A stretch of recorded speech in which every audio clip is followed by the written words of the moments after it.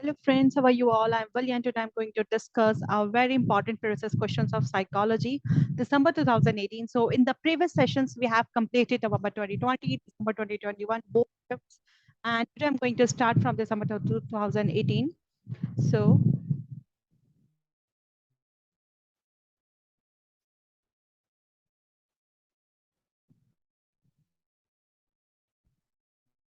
yeah, so first one is of following alternatives, it's most relevant to the concepts of guidance. आपको बताना है इसमें से कौन से alternatives हैं. सॉरी एक सेकंड मैं जरा पेन सेलेक्ट कर लूं.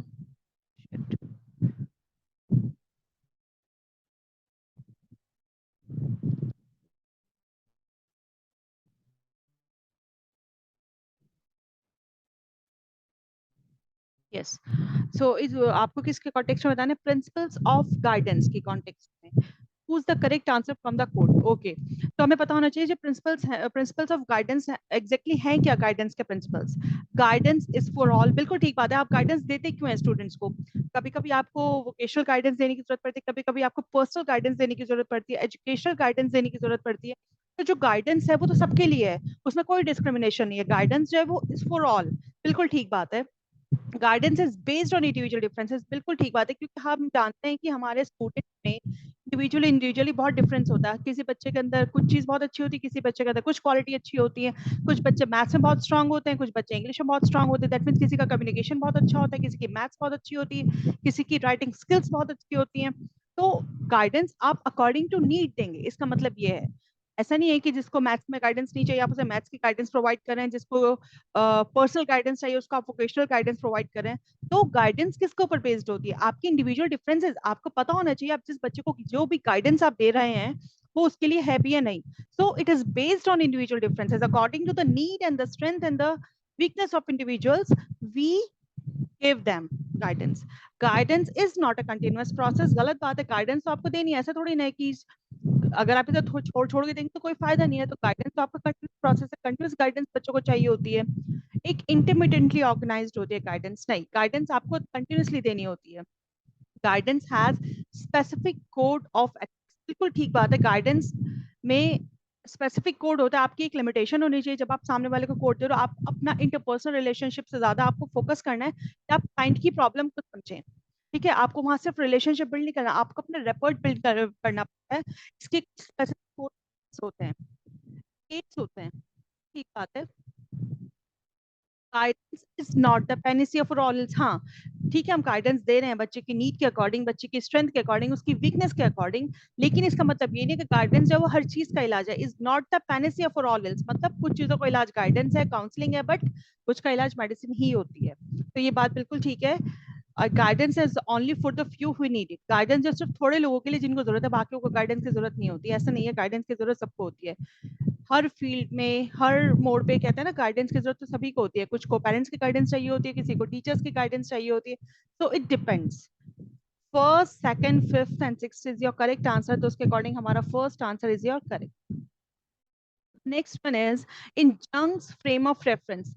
हम जंग्स टाइपोलॉजी के बेस पे बताएंगे. The part mind that grows out of past experience of human being. That means आपका जो माइंड है वो किस तरह से ग्रो कर रहा है. आपने कुछ पास्ट एक्सपीरियंस अपनी लाइफ में ऐसे लिए हैं तो वो क्या कहलाएगा? Social unconsciousness, unitary unconsciousness, personal unconsciousness, या फिर कलेक्टिव. मतलब आपने कुछ पास्ट एक्सपीरियंसेस लिए हैं जिसके बेसिस पे आपका जो माइंड है वो कलेक्टिव कॉन्शियसनेस कहलाएगा. बहुत सारी चीजों का कलेक्शन, बहुत सारे एक्सपीरियंसेस का collection. This is called collective consciousness.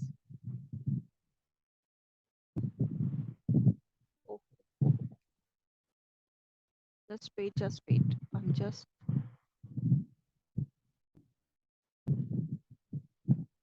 Yeah. So our correct answer is collective consciousness. So the next one is, in which stage of development does one start talking at the intellectual plane of others?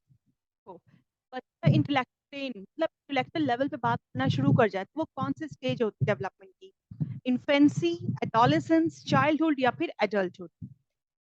हम जानते हैं infancy की क्या as होती है? 0 to 2 years. अब 0 to 2 years में तो बच्चा बहुत छोटा है. दैट मीन्स वो इंटेलेक्चुअल प्लेन ऑफ पे बात नहीं कर सकता. एडोलेसेंस, एडोलेसेंस तो ऑलरेडी बड़ा बच्चा, वो तो बात करेगा ही इंटेलेक्चुअल प्लेन में. एडल्टहुड, वो तो ऑलरेडी 18+ हो गए तो वो तो करेंगे इंटेलेक्चुअल प्लेन पे बात, जब बच्चा इंटेलेक्चुअल प्लेन पे बात करना शुरू करता है, वो स्टेज होती है आपकी चाइल्डहुड, दैट मींस 7 to 11। तो आंसर क्या होगा हमारा इसका, चाइल्डहुड। जब बच्चा स्टार्ट करता है इंटेलेक्चुअल प्लेन, मतलब दूसरे की बातचीत को समझ के करना शुरू करता है, start talking, this is childhood stage. ये बहुत अच्छा क्वेश्चन है आपका, लेकिन आपको इसे किस रिस्पेक्ट में आंसर देना है, आपको बताना है nature and characteristics of emotional intelligence of a person. That means, अब आप इमोशनल इंटेलिजेंस आप क्या समझते हैं?